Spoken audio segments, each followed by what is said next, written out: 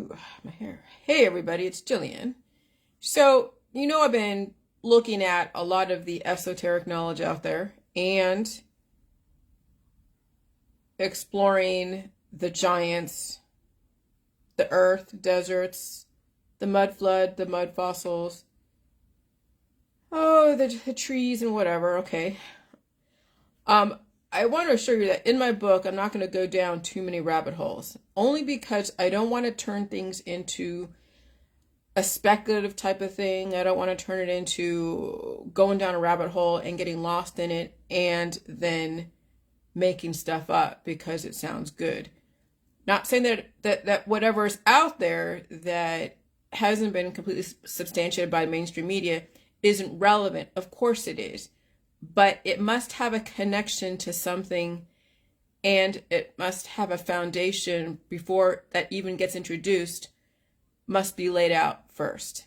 That's the main thing about my book. It's not, I don't want you to think that I'm just go down major rabbit holes and then stay stuck in them.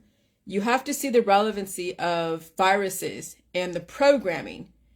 And when you understand that viruses run everything, they run the body, they're microphages and macrophages. They also, the microphages and macrophages, which make up me, then produces items and objects like cars, like computers, like clothing, like all the objects and electronics and machinery that you see everywhere. And so you have to understand that different forms of intelligence then have the capacity to create advancement in biotechnology as well as technology. And that's the foundation that must be laid down first before then we go into the major esoteric knowledge of lost history. Now, lost history, which is a lot of people that go down those rabbit holes, yes, I don't assume any of it's a lie, and I don't assume all of it's true. I mean, it's hard to say because we weren't there. We can make inferences. We know some people know architecture. Other people know that, yeah. I mean, I watched a bit of a video. And so there's things that we can kind of like in our gut know that, okay, I don't think a human really built this. It must have been, yes, giants of the past or advanced humans that helped humans get to a certain level.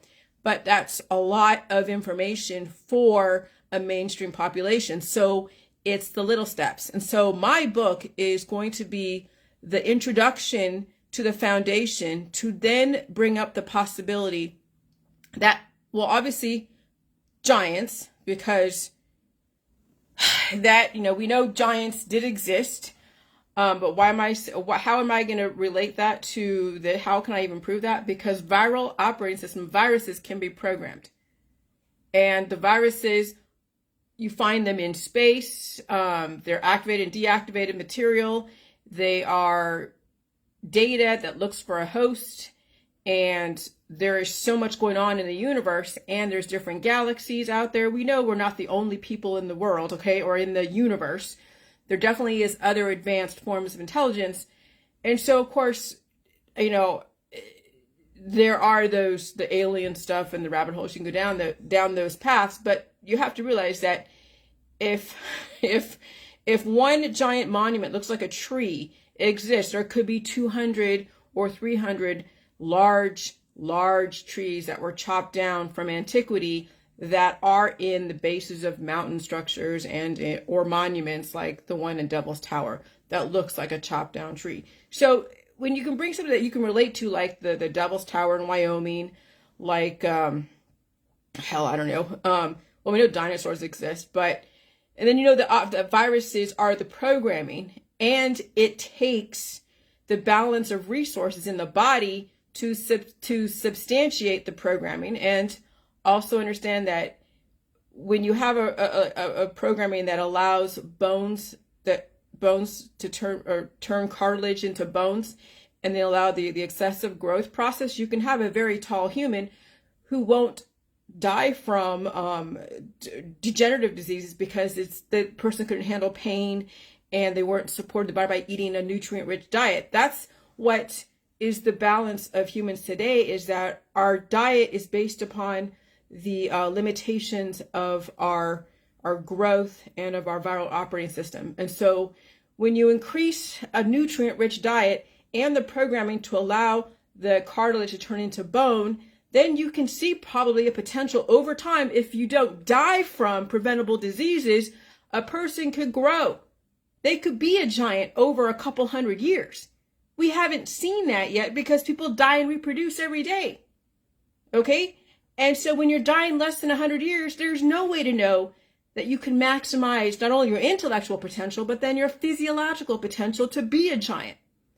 And so what the agility juice mentality aims to do is to create this platform that, yes, first you have to understand viruses run your body, mind, and spirit, but they also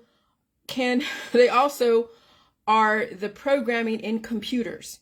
They are the programming in all of your electronic devices. They are the energy. Now some have lesser intelligence because the person who built that engine or that computer or whatever didn't have as much intelligence. But then you see the advancement of intelligence. And then from, let's say, Lotus Notes and DOS way back in the 1980s, now we have advanced operating systems that we have, like Windows 10 versus Windows 1 or whatever, Windows 95. So you see the evolution of even our advancement in computer technology run by viruses, which is the operating system, then having to defend against itself against other viruses that try to take over, no different than a human who is made up of viruses trying to defend itself from having other viruses take over, but still assimilate and still find ways to evolve with the environment, feel the pain, feed the body, not get lost in all the distractions that are out there, and evolve and increase the intellectual intelligence in the body, mind, and spirit.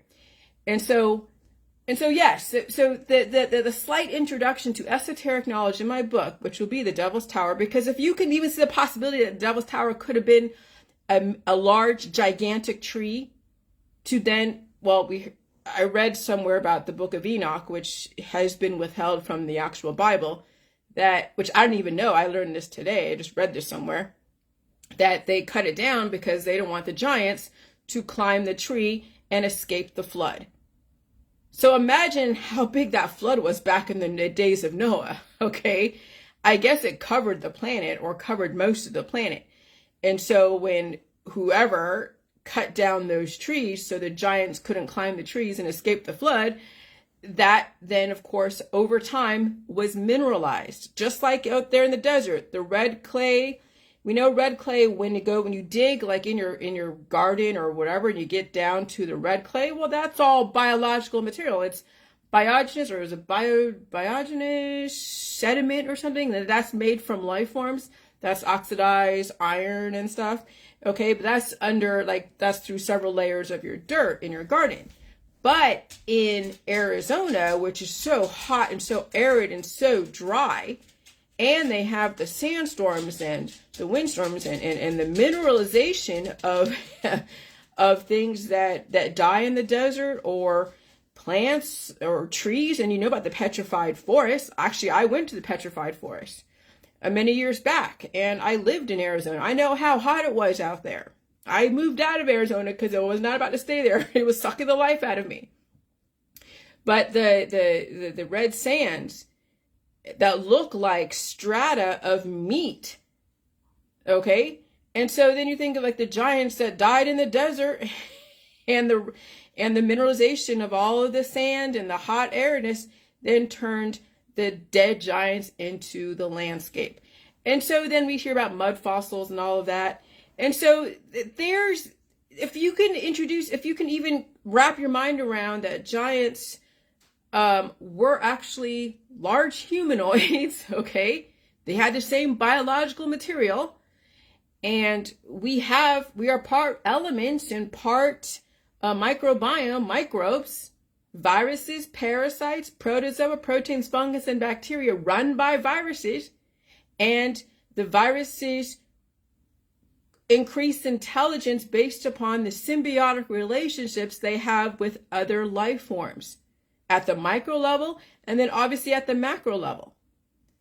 And so when you increase your intelligence, you're increasing diversity within your world, and you're able to wrap your mind around the possibility of almost anything. So as long as it follows certain rules, though I know rules, people have issues with rules, because I think that if you claim a heliocentric model, then nothing else can fit within a heliocentric model if you are believing in flat model. That's like the flat earth versus the round earth type of thing. But I'm not going to go there. I'm not going to go there. I'm not even going to say that it's not even true. Okay? I can't substantiate if the world is flat or if the world, I mean, I don't know if the world is round. I just know what I've been reading, and then also the formulas and things that we were taught in school, and also all the different academic institutions that put that out there. I have no reason to go to flat earth, but I'm fine with considering all possibilities, so as long as it can be proven at some point, if at all, that it could potentially be true. But it doesn't even matter, because it's really, when you think about it in the long run, it doesn't even matter. Because what my aim is to keep humans alive indefinitely, to watch the patterns of your community, to watch the patterns of your friends and family, to watch the patterns of everything, and give people the opportunity to live longer than 100 years, to live longer than 120. And then you can see the patterns of the world, and we can redirect humanity in a different way and increase the advancement, yes, but also the intelligence. Okay? Because yes, it's very easy to get caught up in the rabbit holes and go down them so fast and so long, and then get mired into them. Or it's so easy to get distracted, and it's so easy to just, be like, hey, it doesn't matter. This is my life, my nice little safe life with my culture, my belief systems, my religion, whatever, my family, my friends, and then die in that system. Okay, you're more than welcome to not consider anything outside of what you know, and that's fine.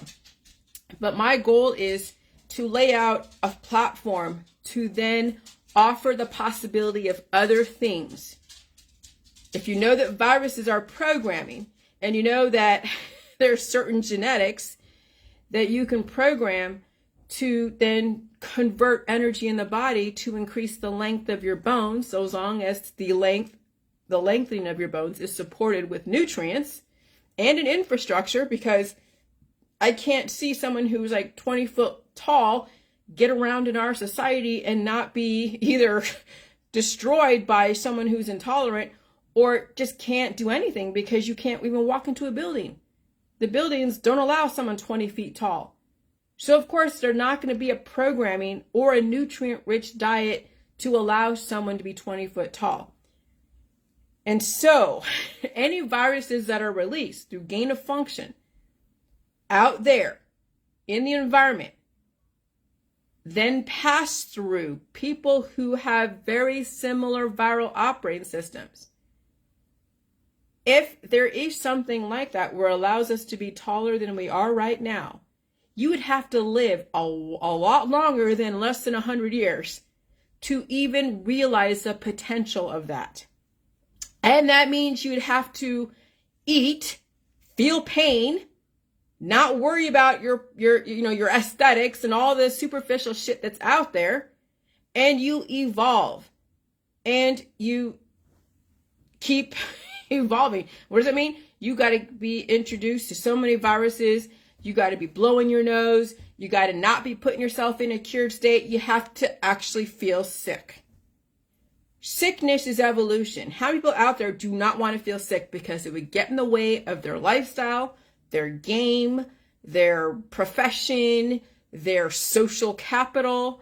And so being sick in this society is frowned upon, because then everyone around you would look at you as if you were a leper. And I'll tell you, friends and family and the mainstream keep people locked up under a spell of conformity. And so, yeah, of course, you're not going to see anyone evolve past 100 when you have friends and family that are your lifeline. And that's why I say, at some point, some of you are going to have to let go of the pressure from your friends and family to conform and start developing your own intellect and learn how to articulate what you not only want to see in the world, what want to be in the world, but you want to give the people in your world another perspective. Not the same shit we see every day that's so predictable. That's why I'm done with the horoscopes. I'm done with the religion, done with the birthday stuff. I'm done with all the holiday stuff. I mean, yeah, I'll say Merry Christmas just because, I'll say Happy Birthday to some people because, it's what they want, but it's not really authentic. But I know what people want. They want to feel like somebody cares about them. Well, does superficial Happy Birthday, Merry Christmas, Happy New Year mean that someone cares about you? Or is the fact that they actually care what you have to offer and align themselves with you? There's not enough to support somebody. What are you supporting them in? What? Why do you like somebody? Okay? You either like somebody because they're giving you something, or you like somebody because they actually have a thought process that is aligned with yours. Either way, that's why you like someone or want to be connected. And so if they're not giving you anything and you don't have an aligned thought process, what's the relationship, right? And so that's the Jilly mentality, is to get away from all the fakery shit. And now let's look at the depth of humanity, the potential of the depth of humanity, which is sorely missing in all the cultures. Not just this culture or that culture, but in all the cultures. And so it is like resetting to ground zero. It's resetting my body, mind, and spirit, and then also the world that I live in. And yeah, I'm not going to take any prisoners, and I'm not going to treat anyone more special than somebody else. I mean, the people that understand where I'm coming from, and they have taken upon themselves to give information to their community, to give people a different way of looking at things, to say, hey, you don't have to fucking die, and yes, you must feel some kind of evolution, and no, you don't have to take part in these binary-driven arguments of for and against, because in reality, it's not going to make a difference when the end result is the same. And so you might as well then give people something else to look at and to think about, as well as you not only give that opportunity, but you live that and exemplify that, because there's no point in talking about something that you don't exemplify. That's the fakery of humanities. People talk a lot of game, but there is nothing to back it up. No substance behind their words. It's just flowers and fucking rainbows, or it's, oh my God, this person, that group, the government, this is trying to destroy me. And I'm just like, if that were the case, then you'd be somewhere in China defending your life, or not around at all, if you were to talk bad about, the government. So if you're in the West, no one's coming after you. If you're in the West, no one's forcing you to do anything that you haven't chosen to do. If you're in the West, and this is strictly for people in the West, you have more freedom than most people out there because you have access to resources, of which you take for fucking granted. And then they're like, oh, they have the potential to live indefinitely. They have the potential to evolve. And nope, they go out with a bang. They get all of their plastic surgeries and on their diets, and they're wearing their makeup and all this cool clothes. Okay, fine. That's great. Look nice. I get it. There has to be an image to maintain for whatever reason. But humans are the only ones that'll self-destruct. My dog actually is smarter than most humans out there because she has the will to live. She is part of my community, at which I give her food and I watch her as she goes through the evolution, and the rest she has to do herself. I can't make her eat. I can't make her drink water. I mean, I take little cotton balls and put some in her mouth if she's gone through a seizure because she's upgrading to the environment. But inevitably, she has to eat. She has to be the one to take herself outside to go to the restroom. I can't run her body process for her. I can't make her cough out stuff. I can't make her sneeze. I can't make her get up after she has a seizure. She has to do it herself. And so she has more will to live than most people on my fucking Facebook. My people on my fucking Facebook are like, yeah, go out with a bang, party it up, who cares? It's all about now, now, now. Oh, I know my parents died of this and died of that and had cancer and chronic illness, but I'm still going to go out with a bang. I could give a shit. It's all about today, and then tomorrow I'll worry about tomorrow. And when I get diagnosed with a condition, because I am so much in a cured state, not evolving, then I'll think about doing something different. But by that time, it'll be too late. You're not going to want to feel pain when you get diagnosed with a condition, or you just outright die from a heart attack or stroke because you don't have any substance to you. So, I mean, that's humanity. Humanity is the only most intelligent creature that will not evolve when given the opportunity to evolve. That's what I figured out, that actually humans are a lot dumber than a lot of the lower intelligent life forms, which actually is really oxymoronic, because humans actually can control not only their environment, like in their body, but they can control their immediate environment. Now we rely on the government to measure the parts per million of any pollutants, and that's fine. They figure it out because they don't want to destroy their population. We have the FDA to approve of the food and the drugs and all that stuff. Okay, great. Drug enforcement, DEA, they monitor all of that stuff. And so you actually have the most power in your body. And guess what? Most people don't even care about the power they have over their body because they don't want to feel shit. And when I've said, when you're in a cured state and you're not supposed to be feeling cured in a dynamic environment and you're hanging out with a bunch of people and you don't feel anything, what do you think that means? You are abiding by the third law of thermodynamics, which is entropy, which means any body in a cured state, not evolving with the new viruses in the environment, not eating food and feeling pain and feeling the mucus and gaining weight, is going to pass away. Will not survive a dynamic environment if you are in a cured state. And how people are taking their herbs, their extracts, even a bunch of jelly juice when they have issues with anything in their body. They're using jelly juice as a cure. And so that's the conundrum of the intelligence of humanity, is that we're not even intelligent enough to know how to keep ourselves alive, even when given the opportunity. Yeah, you're not going to look like freaking Cindy Crawford, all beautiful, coiffed and whatever, because that is an archetype that was put out there so it keeps women under control and looking like a sex goddess to then attract a male so she can have procreation, make a baby, and carry that community forward. And then pass away in the system when she isn't useful anymore. And that has been the pattern for centuries. So anyways, I just want to make sure that since you have been watching my Facebook and that you see me go down a few rabbit holes, but not to worry, I'm not going to go down them to such an extent where it loses the focus. Because my book is about understanding viral operating systems and understanding biotech and understanding the need to feel pain and evolution and to feed the body and to get the poop out without using intermediaries. And yeah, you're going to have to feel bloated.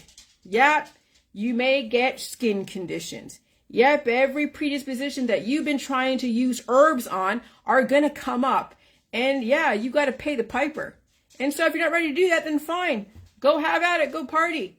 But supporting somebody is either you're giving me money all the time or you're aligning yourself with my thought process and you're exemplifying it. So I don't want to hear anyone say they support me when they don't really understand my thought process nor has made any effort to, or they're not giving me any money. Not that I want it, but that's what support is. You either give somebody money or you are actually aligned with their thought process and you exemplify it. And so that's how I vet the people out there that I want to work with, is the fact that they are walking the walk and talking the talk. They're not blowing smoke up my ass. And so that's the whole point of the JJ mentality. And it definitely has let go of a lot of people who couldn't walk the walk or talk the talk because their image was way more important than anything else. And that's sad because they had the opportunity. All right, bye.